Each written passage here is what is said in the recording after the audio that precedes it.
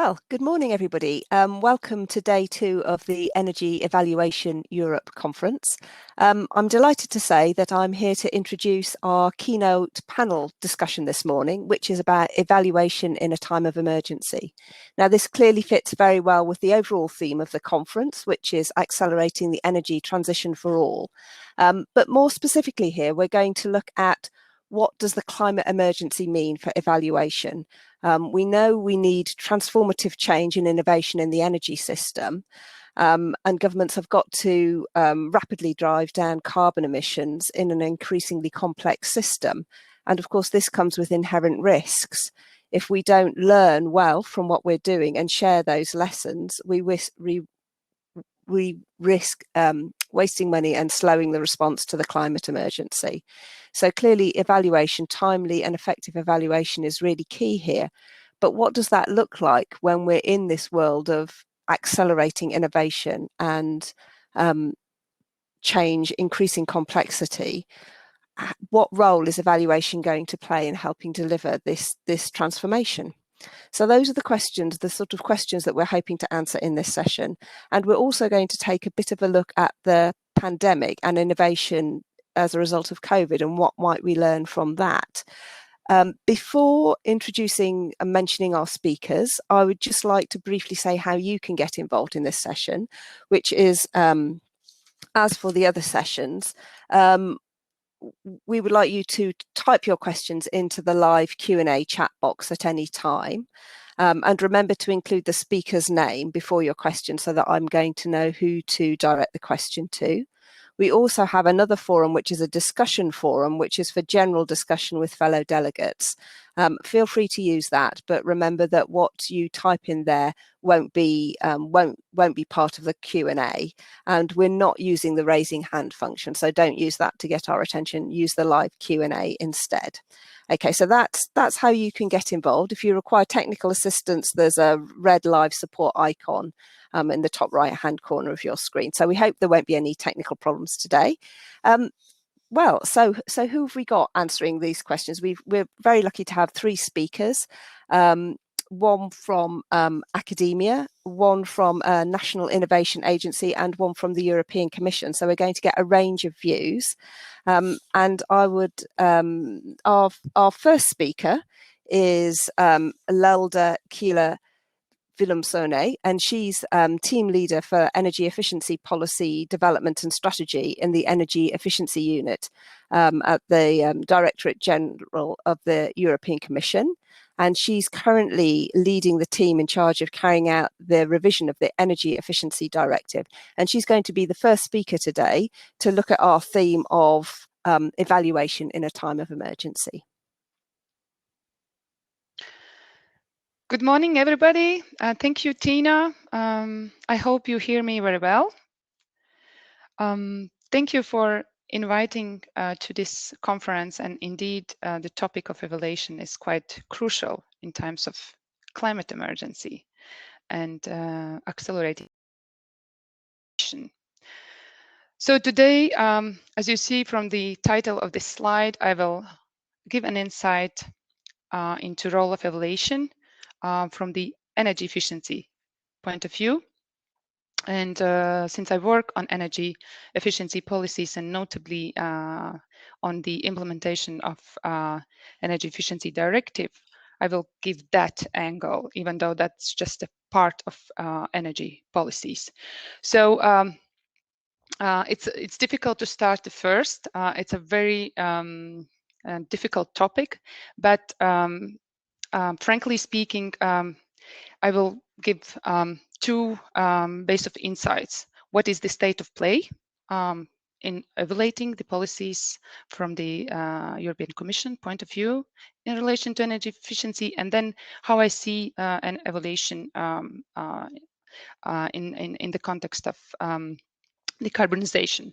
So for the time being, currently it's quite challenging to evaluate impacts from energy efficiency policies because most of these policies are bottom-up policies, and we need to consider ways of different factors how the for instance, rebound factors are being taken into account, interaction with different policies, and also how the free rider effects have been taken into account.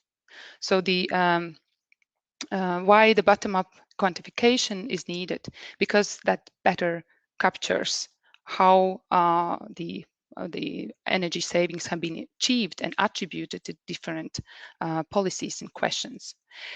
And this is not always the case at the moment when we assess different measures reported by member states, and we lack information on how different measures, notably in relation to energy efficiency directive, for instance, energy audits or public procurement measures or renovation of public buildings, have been implemented. We don't have this specific picture attributed to different measures, except for the famous Article 7, which is promoting energy efficiency obligation schemes and alternative policies. There we have quite sound requirements for monitoring and verification. However, these also are not implemented by member states on systematic basis. So what we need to do and what is the role, what should be the role when it comes to climate neutrality and decarbonization objectives? As you know, the European Commission has proposed in its climate target plan to increase the climate target of at least 55% for 2030 in relation to greenhouse gas emission reductions. And it means that for energy efficiency, the efforts need to also increase from 32.5 to 36 to 37%. In that sense, we would need more policies. In order to know what policies we need to propose and what policies work, definitely the evaluation will play even more important role. And for that, we need more robust evaluation methodologies that will help better design targeted policies that are successful and address the necessary barriers and market failures. And we need to improve monitoring and verification to give a better picture of realistic policy outcomes. But what we also need here, what would help, is maybe digital tools. In the times of digitalization, as you see, the COVID crisis has really accelerated. Digital tools, I think it's a key to help facilitating to implement systematic monitoring verification. And that would be part also of effective evaluation tools. We and the Commission are trying to put together good or an effective tools, but we are not there yet. We have some insights and some first steps, and we hope that that will be possible very soon. It was particularly difficult, to be frank, to evaluate the energy efficiency directive, which we have carried out in the context of revision. And there we also are looking how to fix that in the revised directive. And I think I will stop here. Thank you very much for attention, and I look forward to your questions. Thank you. Brilliant. Thank you very much, Nelda. That's getting us off to a great start there and explaining the integration of evaluation into future policy and action as well was really nice. So now we'll move on to our second speaker. So this is Harsh Pushad. He is a senior innovation lead for the energy revolution in Innovate UK, where Innovate UK is the UK's innovation agency. And Harsh says that he's particularly interested in innovation that leads to deep cuts in costs and carbon dioxide emissions, improvements to resilience, user experience, and innovations that drive wide economic, environmental, and social benefits. So he's taking a very broad view here, which is great. And now I welcome Harsh to give us his perspective. Good morning, everybody, and thank you, Tina, and thank you to the organisers for inviting me to this event. So as Tina said, I'm Dr. Harsh Pushad. I'm the Senior Innovation Lead for Energy at UK Research and Innovation. UK Research and Innovation designs and delivers multi-billion pounds worth of research and innovation programmes. In the UK and many other governments, and businesses, we're all committing to different versions of net zero targets. And I think that everyone acknowledges that getting to net zero is a monumental and a very urgent, challenging, spanning multiple systems, and particularly, of course, our it's really great to be invited to talk about evaluation in times of emergency. I think the last year is almost a dress rehearsal for the kinds of interventions that might, the scale of interventions that might be needed for meeting net zero, although hopefully nowhere near as painful and destructive if we do it right. Okay, so we don't know exactly how to get to net zero, but we do know that lots of actors will need to make multiple changes. And so, of course, there's a need for deep learning. What's the exact cost or performance of a particular technology under a particular set of conditions? There's also a really unprecedented need for information sharing between different stakeholders. That will help build trust around and enable coordinated action. So people who are developing new vehicles have access to understanding what's happening to new energy infrastructure for refueling or recharging those vehicles. And the people developing the energy infrastructure have access, the people developing the supply of energy, be they wind farms or CCS projects or nuclear projects, they have access to understand what are the needs of the future energy networks. So that level of information sharing is to some degree uncalibrated from past experience, and it will occur at very different geographic scales. So individual rooms, individual buildings, streets, neighborhoods, substation areas, regions, countries, and of course with interconnectors, the connections between countries too. So different geographic scales, also different time scales, as particularly for electricity, but also very much true for heat management. Managing seasonal and managing short-term energy requires a lot of these institutions, a lot of these innovations to work together. So recognizing this, in 2018, UK Research and Innovation developed a program called Prospering from the Energy Revolution, where we tried to stimulate multiple whole system changes. We tried to support the development of smart local energy system approaches, and we thought that data-enabled solutions could be found to enable transport, power, energy storage, distributed assets to work better together. One of the things that we've found really interesting in evaluating this program is that whereas classically most of our R&D programs were roughly braced around the kind of conceptual linear model of technology evolution across technology readiness levels, when you're looking at whole, you're probably looking for lots of small changes in the right direction rather than very big specific impacts.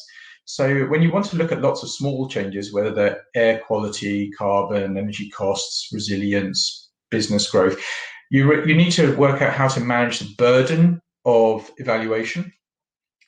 And if you're involving lots of different actors, you also need to try to understand how do you best manage data confidentiality issues. Energy transactions can be very place specific, identifying the level of individual motorists or homes, and the information we might see from vehicle charging cycles might actually be very personal information. So there's that kind of level of information, but also a lot of the ideas for novel business models and new ways of working are intellectual property that are quite difficult to protect through patents. So, so there's a real challenge there that we've found around managing data confidentiality. Another challenge that we've found, which I think will grow, is that new innovation programs are likely to change both processes that deliver them and the content of those at the same time. And they're working in a context where, around the world, organizations' strategies are typically only are lasting shorter and shorter timescales, typically only a couple of years. So so when you have that multiplicity of change, evaluation, working out what's the baseline and what's our appropriate counterfactuals, it's really hard to work that through and keep everybody on board. Another challenge that we find is around standardizing coordination across different organizations. Ideally, we'd like different programs to intersect and exchange information with each other. That's really hard. But how do their evaluations intersect with each other? What data can be shared? And what's the timeliness of doing that? Ex ante can be really powerful, but is seldom easy to get precision or accuracy on, and ex post may be too late to influence the rate of getting to net zero. So there are some ideas that we're wrestling with Innovate UK and UKRI, and I'll pass over now to Tina and look forward to discussing any questions you might have on those. Thank you. Great. Well, thanks very much, Harsh. I think that was a great insight into the sort of changes that we're seeing in the energy system and how an organisation that's, pushing at the boundaries of that is finding new ways to try and evaluate, and also finding new challenges. So a lot for us to pick up in the discussion session there, I think. So now we'll move on to our third speaker from academia. This is, in fact, my colleague, Dr. Gavin Killip. Gavin is a senior researcher at the Environmental Change Institute of the University of Oxford. And he is going to bring us some lessons from COVID-19 and what that can tell us about evaluation in a time of emergency. Thank you, Tina. Hello, everyone. I hope you can hear me. I thought I would do something slightly different and tackle this question of evaluation in a time of emergency by focusing on the emergency and the acceleration part first. I'm not a vaccine developing expert, but I did attend a webinar from some people who helped develop the Oxford AstraZeneca vaccine. And I'm going to just present to you the key findings that they had that helped them accelerate. And the starting point from this is to say the development of this vaccine took 10 months, and normally this process would take 10 years. So they have managed to accelerate by a factor of 12. I'll leave it to the debates to work out whether we can do something similar for the energy evaluation community and for the climate emergency. A quick caveat, I know that these things are not the same. Developing a vaccine is not the same as tackling climate change. We're talking about a technology problem in relation to a vaccine and a very much more complex system problem in relation to climate. So please don't shoot me down in flames for missing that point. I'm hoping that you have the intelligence to draw your own lessons from these points. Anyway, how did the COVID-19 accelerated vaccine development come about? There were these 8 key factors that the researchers themselves identified. The first is that they had available technology, which they understood pretty well for developing the vaccine. They had whole libraries of previous and relevant research on different comparable coronaviruses, different, but nonetheless with usable lessons that they could draw across. But that research was not just in papers in a library. They also had, it seemed to me, quite a strong institutional memory in the organizations that were developing the vaccine. And by institutional memory, I think I mean that the relevant research and the insights were not just in the papers, but they were present in the people, in the communities, as they discussed what they were going to do. They knew the things that they had done in the past and what worked and what didn't. The vaccines are not developed in isolation. There are networks, both national and international networks of researchers on vaccine development, and those are very healthy and robust.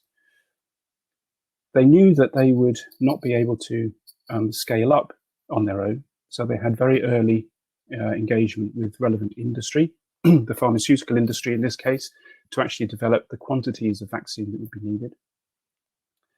Strong public support was a really interesting one, and one that I had not anticipated. But when the question came, how did you manage to accelerate this process? A point was made that normally for vaccine trials, they have to work very hard to get enough volunteers to take part. They put out a call for the COVID-19 vaccine, and they had enough volunteers in 24 hours, which is unheard of, unprecedented. So the public support to take part and help make it happen quickly was there in a way that it had not been seen before. Funding was also something which, normally people have to work quite hard to get the funding. And here they were finding that actually governments were beating a path to their door to say, look, we need something and we need it urgently. How can we help? Which funding do you need? So that was also interesting.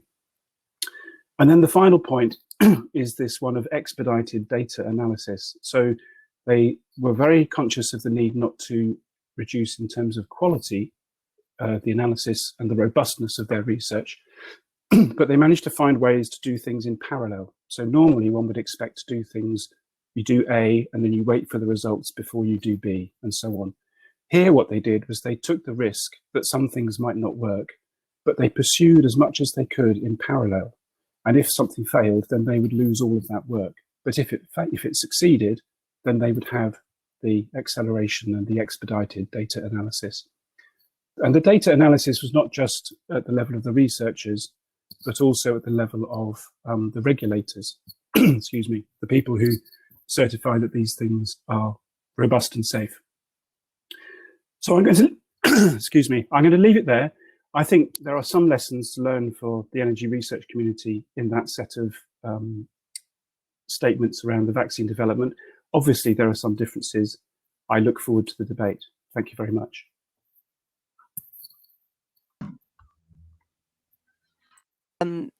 Insight into the world of COVID and things that we might think about that we could learn from. And thank you to all the speakers, of course. So now we're going to have a debate. I'm going to start by focusing on a couple of questions that are to the whole panel, and then we'll move to some individual questions. And in the meantime, audience, please keep giving us questions. We may not get through all of them, but we will do our best. I'm going to start with a general question from Sam Hampton, and he says he'd be interested to hear from you about what the implications of the climate emergency are for the skills and expertise of evaluators. For example, there's a growing emphasis on digitalization and big data, but also simultaneously a widespread agreement that users and citizens must be included and consulted. And as Harsh mentioned, there are challenges around privacy and use of data. So perhaps Harsh, we could start with you and your thoughts about this. Thank you.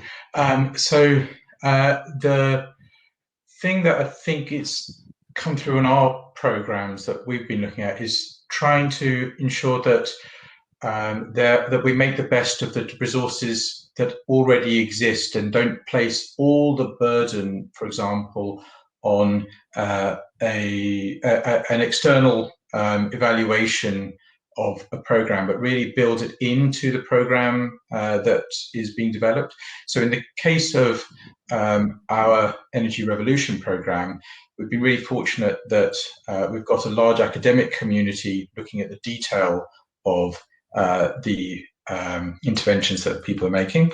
We've got in terms of institutional memory, we've also got an organization which is a catapult, which is a bit like Fraunhofer's in Germany. There's this, it's kind of a national energy systems institution. And I think by making sure that those organizations work effectively with the evaluators, trying to avoid replication where possible, but trying to make sure that those information flows go, then you can end up with very diverse teams with that bring that holistic picture overall. So we've got some people looking at very precise aspects of energy system modeling, some looking at individual projects and what's going on in their local area. And we've got an evaluation, an external evaluation to look at, well, is this actually a good way of doing innovation funding or research and innovation funding in general,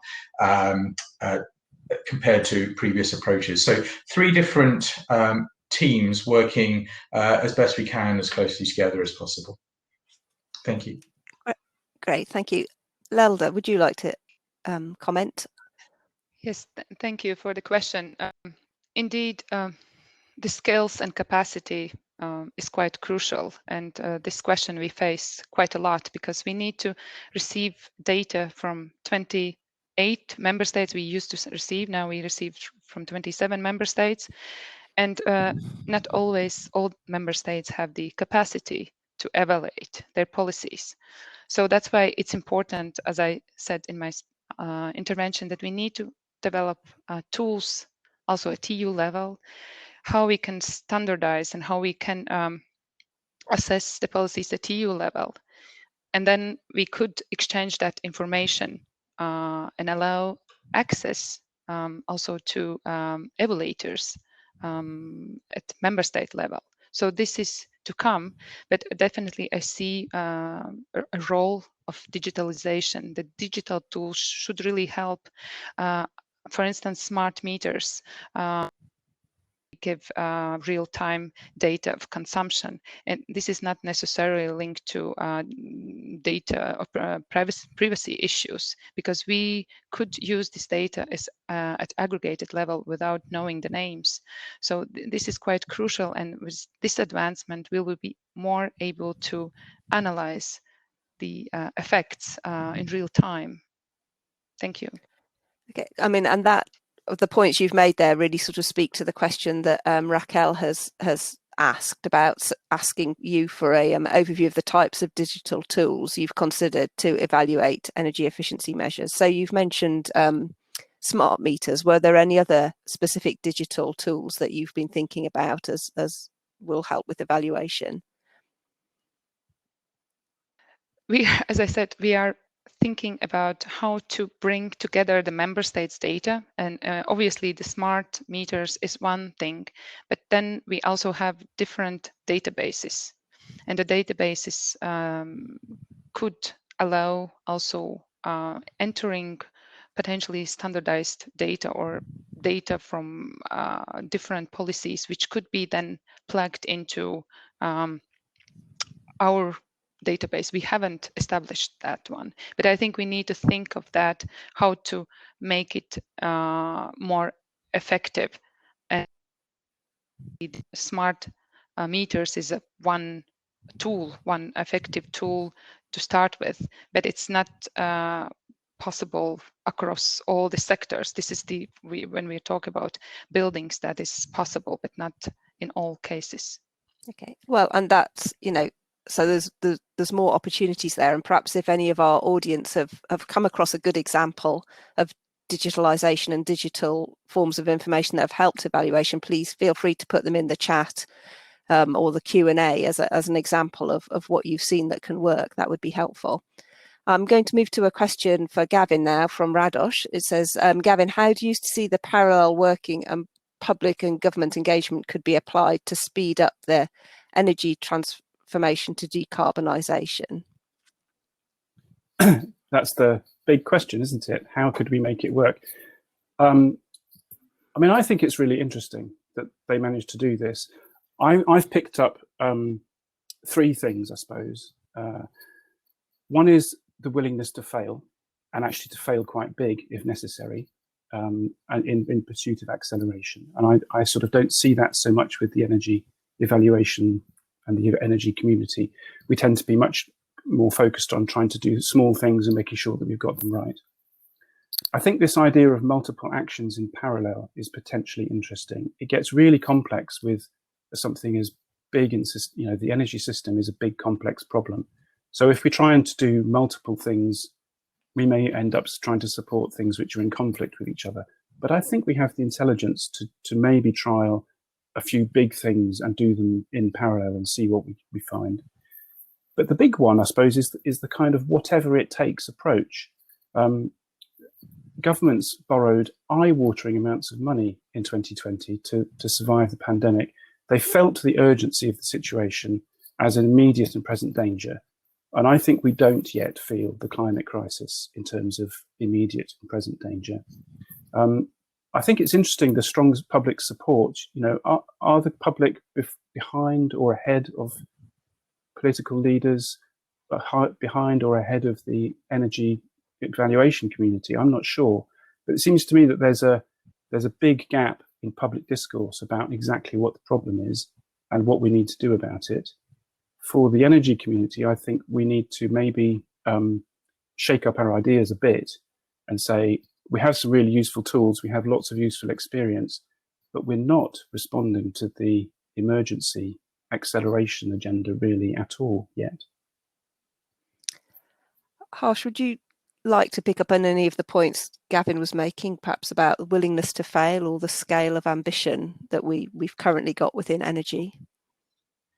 What resonates the most with me from what Gavin was saying is something that is really hard to do, but I think is the most important thing that an innovation funding agency can try to influence, and that is the culture in which people work. The amounts of money, terribly important. The way you design a program, terribly important. But if you can try to influence the culture so that people are fairly clear about the big bets that we're taking, whether it's on decentralized energy or hydrogen energy, whether it's or carbon capture, whether all of those have have many experts disagreeing on what role they need to have in the future. But I think it's important that we do say that, as Gavin has suggested, that we'll do whatever it takes. We need to try to do more than the bare minimum in order to get to stand a chance of getting close to that. And of course, even if solutions don't necessarily work in our location, say in our country first time, the learning should be as possible, as quickly as possible, so that others can benefit from that, either by deploying that solution in their territory or also deciding how not to do things, because we don't often to disseminate what not to do, and that's also a valuable learning. Yes, lessons of policy failure are not that popular to write about, perhaps, because we'd all rather they didn't happen, I guess. Okay, so there's an intervention from a member of the audience, Simon Stromberg, which says, in response to your analogy, Gavin, on failing, he's saying that failing and failing big is quite normal in pharma, and that's the sort of innovation environment that they're working in. And he's suggesting the difference this time, they followed their normal methodology, that they speeded up the regulation and approval. And he's arguing that energy is a much more complex system technically, economically and socially than a single targeted vaccine. And I know you said you were aware of the differences, but what do you think about those differences that Simon has pointed out?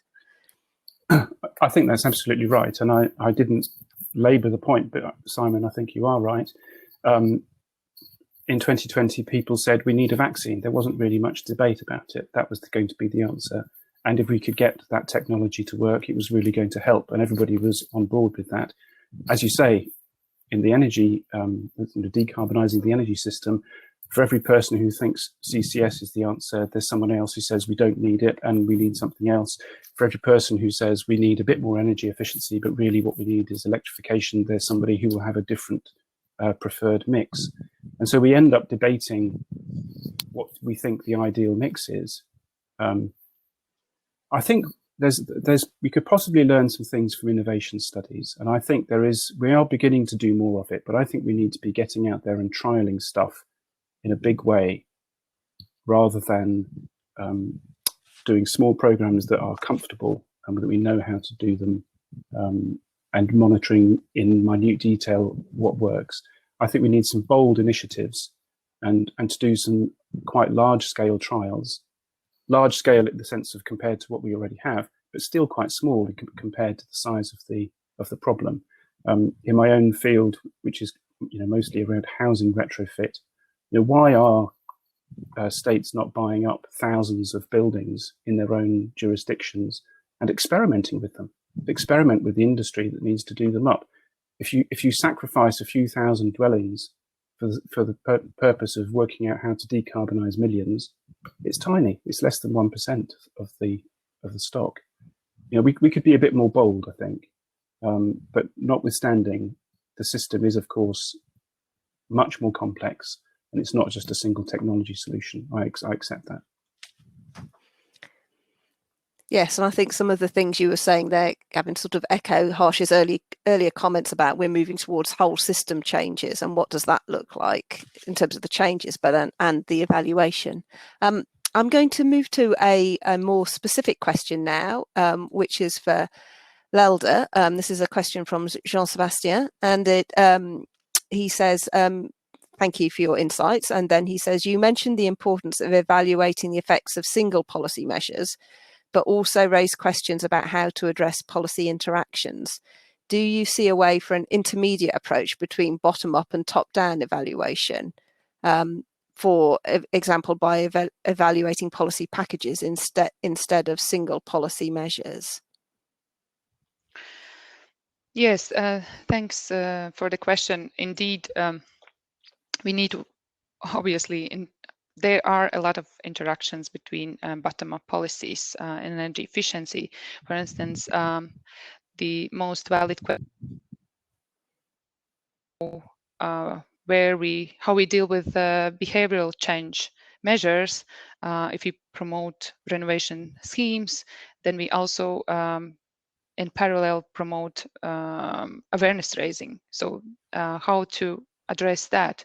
Obviously, the interaction should look at the package or the interaction, the impacts of these both measures, but the attribution of savings, energy savings, should come from one. So therefore, there are some methods already established how to take into account the effect of awareness raising.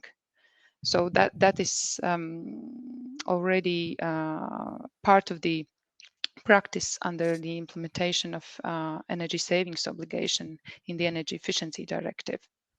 Definitely. Interaction is quite a challenging way, and where we also look at assessing wide range of policies, we have tried to identify what would be the best way to account these interactions, and therefore some coefficients or some correction factors are already applied in the methodologies.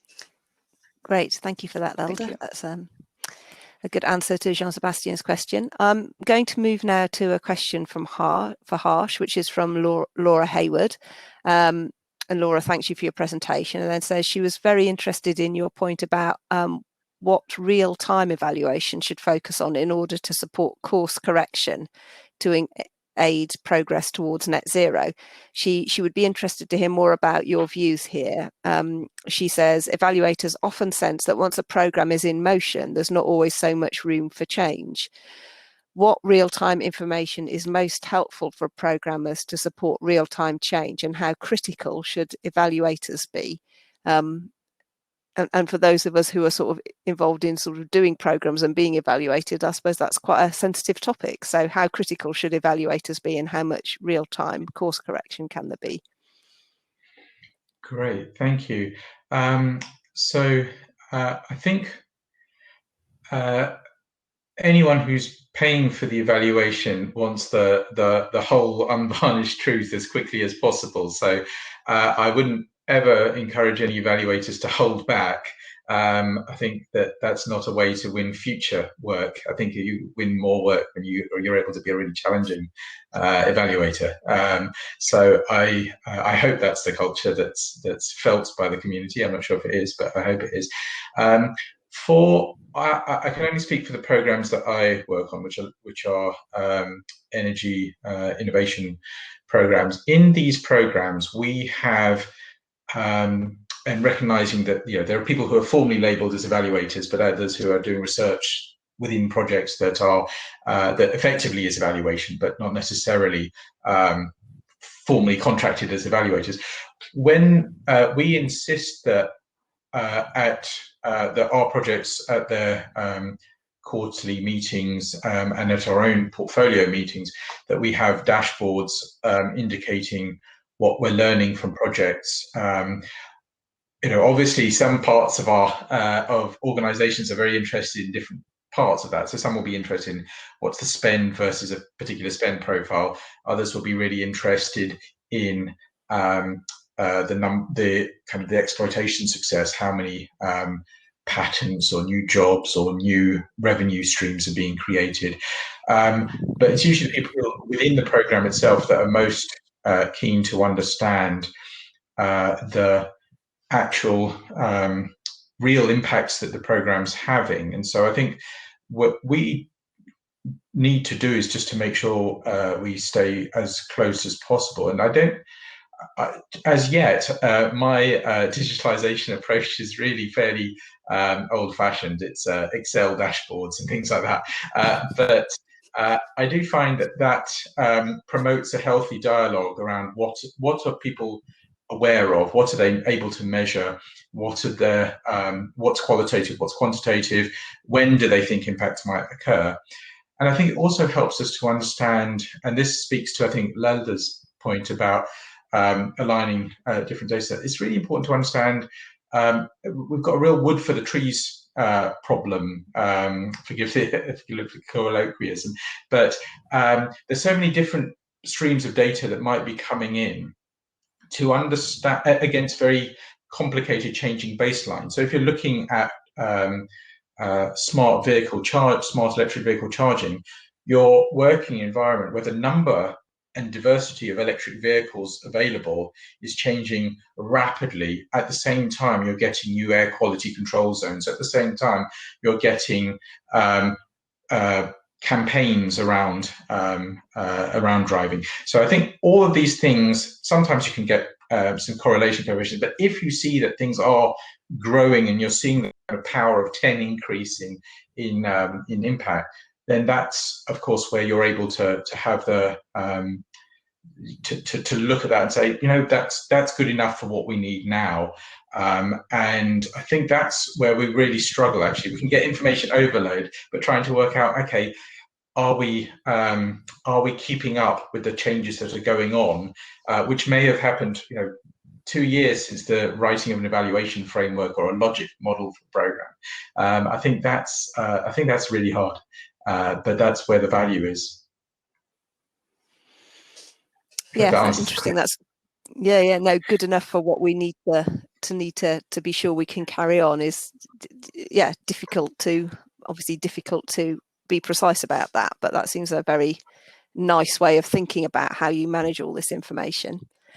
I'm going to move on now to a question for all of you, which is another question from Jean-Sebastian, and he's referring back to yesterday's keynote speaker, Hans Brunings, and he says he mentioned that incremental improvements cannot be enough, which I think speaks to the example Gavin was giving about we need to think bigger, and that in addition to promoting solutions, it's very important to work on phasing out technologies and practices that are creating the problems. Does that also mean we need new sorts of people and organisations involved that are not tied to our current practices? And I would just slightly add to his question some points that Simon Stromberg has been making about, are we adequately skilled in our community to do the standard things, let alone moving to the climate emergency? So some thoughts really about where we could be going. Gavin, could I ask you to start on this, please? I actually asked Hans yesterday a question about his X-curve and the need to ramp things down as well as ramp the good things up. And I made the point then that the problem is that it's contested. I was listening to the news radio this morning, and somebody from Rolls-Royce was arguing that we desperately need to get the aviation industry back on its feet after COVID because there's lots and lots of jobs in the aviation industry. But that's not the narrative that somebody who's promoting, response to a climate emergency might make. So I think they are contested. The sectors or the bits of the economy that we think we need to have less of, as well as the bits that we need to have more of, are still contested. And there's no strong leadership pushing the climate emergency as a priority, I don't think, compared to business as usual. And it's difficult. I'm not a political leader, so it's easy for me to say, but I recognise it's difficult. On the skills question, I think skills and institutions are actually still something that we've not paid enough attention to. There is an assumption that the skills that we have now are going to be suitable and adequate for the future, and I think that's not clear. I think actually there's plenty of examples where that's not true. And the approaches that we take, in the energy evaluation community, we still have a focus very much around cost benefit, quite a narrow economic focus, quite a technology-centered view of how things work. And users are the thing that we've expanded out to. But actually what the future of the economy is going to be like, and what the future of society is, and the kinds of skills and approaches that we as evaluators might need to work out what's good and what's not, even the metrics that we use are inadequate to achieve that. And I think there are some enormous problems in the skills system, but actually there's an enormous problem in the jobs that we have, the economy that we have. We need to be thinking much more about, I think, the low carbon future as something which touches on lots and lots of jobs which we would currently not think of as low carbon jobs. I'm thinking of facilities managers in buildings. I'm thinking of spatial planners, the construction sector, all sorts of people who probably don't think of themselves as low carbon economy workers now, but they need to be part of the low carbon economy of the future. I don't think we've begun to think about the skills and institutions that are needed for that change. Thank you, Gavin. Lelda, can I ask for your thoughts, please? This is a very good question, because think big, moving incremental impacts. It comes into my mind that member states, countries need to really put the decarbonization objectives in forefront, not only theoretically, but really showing with clearly with political commitment, and which really are delivering. And here, if we talk in big terms, then if the governance will be more committed, the evaluation will come along. So it's in the dependent part of making and implementing the policy. And in relation to skills, obviously the skills are quite important. And this is also what we have identified in the evaluation of the Energy Efficiency Directive, that there is lack of skills for carrying out, for instance, renovations. There's shortage of energy performance, service providers. Not always we have good quality level of energy auditors. So we are looking how to weaknesses, make sure that the governments are putting in place the assessments of the existing qualification and certification schemes, and assess them over the time to see what are the needs with coming years, just to complement what Harsh said, that we need to see that in a real time. Of course, 3 years, maybe it's too late, but at least we need to really go along the time and assess how whether the skills are still there and whether we need to adapt these skills. Thank you. Thank you. And Harsh, I think this question sort of fits in some ways with what you were talking about the innovation programs that you're doing that are trying to take a new approach. So in light of that, could you reflect on what you found out about current institutions and skills? Have they been adequate to deliver the evaluation you need in these new sorts of innovation programs? Thank you. I think it is a very important question. I'm going to speak to a very narrow part of the skills agenda, which is the skills for evaluation rather than the entire kind of net zero transition. I think that we've been pleasantly impressed with our evaluation and willingness to learn about new approaches and willingness to engage with ways of working and different institutions in there, and that's our formal evaluators as well as the people in our programs.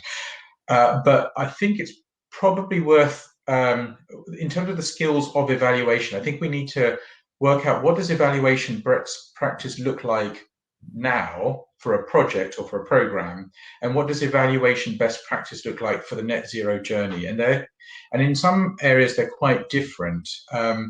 And I'll give a specific example, which is one of our projects is based in the Orkney Islands off the coast of Scotland, and this is a very environmentally leading community. They're really keen on this phase out idea of and keen on renewable adoption and indeed exporting clean energy. And many of those people have been involved in multiple programs, and many are involved in multiple programs that are happening in parallel. So they are both citizens voting for new changes. They are consumers buying vehicles or buying heating technologies, or maybe batteries or solar panels for their homes, and they are therefore subject to, as we will all be, they'll be subject to multiple surveys happening, and also the people who are trying to sell them the latest, Tesla or something like that, those people want to own the direct relationship with that person. So they don't necessarily want an evaluator coming in and asking a set of questions that might undermine a particular relationship or just overcomplicate things for people and put them off clean energy. So I think that rather than thinking of evaluation as a one-stop project-defined envelope, we need to try and equip our evaluation community to be able to engage with communities over the long haul, because we may need to sample these people longitudinally for decades, not necessarily just in the Orkneys, but across the whole world. And I think that is a new skill, to understand that the best practice in getting to net zero is not necessarily to force people to have to fill out a big survey every few months that's totally unlinked to another survey that they're filling out for a slightly different evaluator. I think that's something that would be a really interesting skill to develop. Great, thank you. That's very interesting. So we're getting towards the end of our time. If anybody has got any final questions, now's your chance to get them in. I've just got a sort of very quick question, really, for well, particularly for Lelda and Harsh, which is really about exchange of information and exchange of information between policy and evaluation professionals. So we've got this conference, which is a great opportunity, but briefly, and Lelda, you've talked about member states needing to learn from each other or having different skill levels. Are there any other sort of innovations in knowledge exchange that you'd like to see? And if you can be quite brief on this, Lelda, any thoughts on that? Yes, we have already quite a good system or fora in place in relation to the implementation of the directive, and we call it concerted action. And this is really a member states show, I would say, and they come together and discuss from a very practical angle, and this is really helpful. And we are planning to really continue with that and even strengthen it and see how it could give more added value. But definitely this is one step forward. Of course, we need to think when we will revise the directive, what additional guidance and exchange with member states we need to establish. We have also the Energy Efficiency Committee, Directive Committee. We have the task force dedicated for mobilizing member states' efforts to 2020 targets. Now 2020 is over, but which is also a bridge for 2030. So there are already some exchanges going on. So we might see what else is needed when we revise the directive. Thank you. And Harsh, for those of Thank you. us perhaps sadly no longer member states, any thoughts from you? Thank you. I think to give two different parts to answer this question. The first is just even within the public sector, the UK often, and I'm sure this happens in other places, will often have really exciting energy projects that involve different funders providing joining up different projects. So there may be a heat network that's partly funded by one bit of government, which has a very specific objective that needs to be evaluated in a very specific way, and then in some change, we have in parallel an electric vehicle project, and in parallel some smart metering, etc. I think that trying to make sure that these organizations' evaluations can align is really hard, and we would welcome guidance as to how to do that better. I don't think we know yet how different programs to align. I think Lala's already talked about this policy interaction. The second thing, if I could link back to your very first question, which was around digital technologies and digital information flows, I think that we're going to see a step change in the way we're able to evaluate programs over the next few years because of the increasing adoption of digital twinning approaches. In digital twinning approaches, you recreate your system, and as I think Nelda has mentioned, you end up with relationships and coefficients for things, and you can look very quickly during the program and update those coefficients and relationships, add new ones, take irrelevant ones away. I think as digital twins of energy assets will get much better at being able to support those rich data flows that will tell you and help you to work out the correlation and causation of policies, innovation programs, research grants, and try to better understand how to drive the changes you want to drive. Great. Well, that's a nice optimistic thought. My final question to the panel, but we've not got long, was really going back to our overall question. Is it reasonable to think that evaluators can help accelerate energy system transformation in the context of the climate emergency? If I could just ask for 30 seconds or so from each of you on this. Gavin, can we help? It's a good question. There's been a bit of a discussion in the discussion forum about, is this a job for the evaluators, or is it the commissioners of projects themselves, or the policy and program designers? My inkling is that it's more in the world of the policy and program design, but actually evaluators who have good relationships with policy and program designers could perhaps begin to have those discussions. Why are we not being a bit more ambitious? But I understand that people are constrained in the sense that they've got to do a job of work and they need to be paid at the end of the day. And at the moment, that work is not really being offered. So yeah, I accept that there are limits. Okay. Lelda, brief thoughts from you?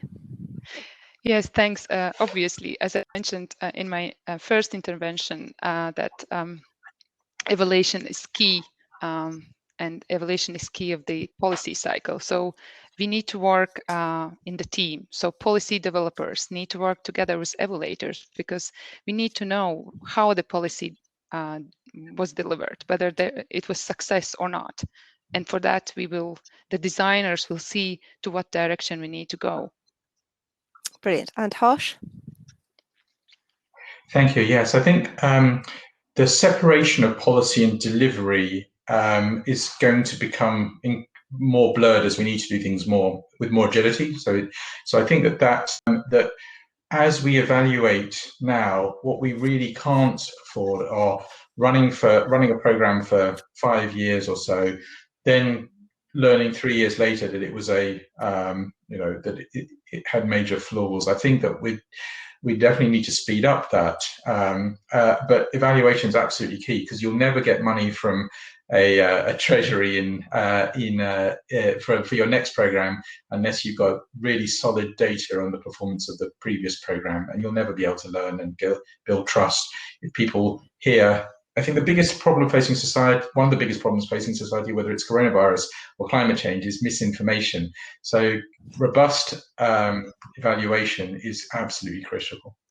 Brilliant. Well, that is a fantastic point to end on. Thank you very much to all of our speakers. Thank you very much to all of the questioners, and enjoy the rest of the conference today.